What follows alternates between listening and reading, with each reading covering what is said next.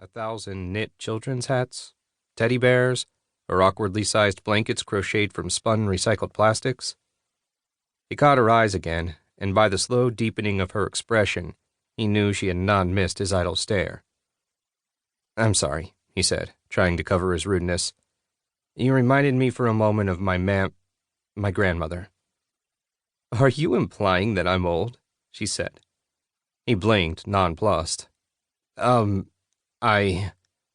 old woman cracked a smile. "I'm guessing you're not from Cernee. Where are you heading?" Cernee? Fergus wondered for a half-second until it clicked. Cernican. "I'm heading to Central," he answered. "Is it always this bumpy?" "Gets better from mezzanine rock," she said, just as a huge jolt threw them both upward against their harnesses and was slow to return them. "Lines are smoother farther in." Central was the aptly named ring station at the center of the settlement, surrounded by a halo many hundreds of times its diameter of hollowed-out rocks, scavenged dead ships, and a haphazard collection of building-sized tin cans. All that space trash was tied together with hundreds of crisscrossing cables, known collectively as the lines, and kept stable by a small army of auto-rockets that nudged and pulled as needed. First chance he got, Fergus was going to rent himself a one-man personal flyer that could get around freely between the lines.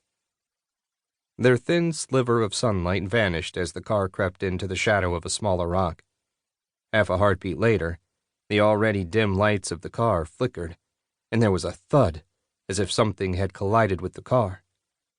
The old woman twisted in her seat to look out the window. Pulling a handheld out of a pouch in her exosuit, she tapped at it, then held it up to her face. "It's me," she said. "Maybe trouble on the line to Mezzanine Rock." "No idea. Maybe nothing. Stay sharp and keep everyone in. I'll check back when I get to the end of the line."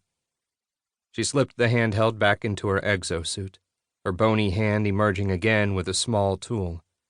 By his count, it took her fewer than 7 seconds to pop the in-transit safety lock on her harness and float free. Fergus asked. "What's going on?" Before she could answer, the air handlers gave one last coughing wheeze and went silent as the lights in the car quit for good, leaving them both in pitch darkness. He heard a few snaps, then jumped as something lightly touched his arm. "You wearing gloves?" the old woman asked from somewhere directly in front of him. "Yes," he said.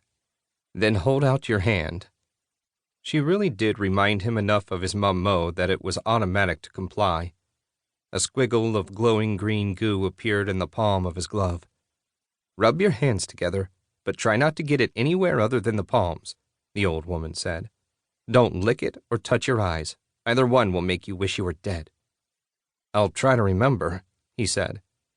He held his hands up, turning them from side to side. It was a limited but surprisingly adequate light source. He could just make out the outlines of her face by the light. "That's useful, thank you." "Don't thank me yet," she said. "It also makes you an easier target in the dark. If you have to hide, close your hands into fists." "Are we in danger?" "But I just got here," he thought. "Even my luck doesn't work that fast." She floated over to the instrument panel at the front of the car, one hand gripping the panel as the other worked at the controls. "Dead, I'm afraid," she said after a few moments, then launched herself back toward the center of the car. "A mechanical fault?" he asked. "Backup instrumentation is down. It's a self-contained, separately powered system," she said. "Proximity detectors and external sensors are offline, as are all the security cameras. Best guess is an EMP mine, probably slapped on the car as it left black cans. We're dead mid-line and blind. Unless I'm mistaken, you're in the wrong place at the wrong time." "I often am," Fergus said. He cupped one hand, used the light to look at his own seat harness lock. The old woman was back in the center of the car and was going over her crates one by one, unhooking the webbing and pushing it aside.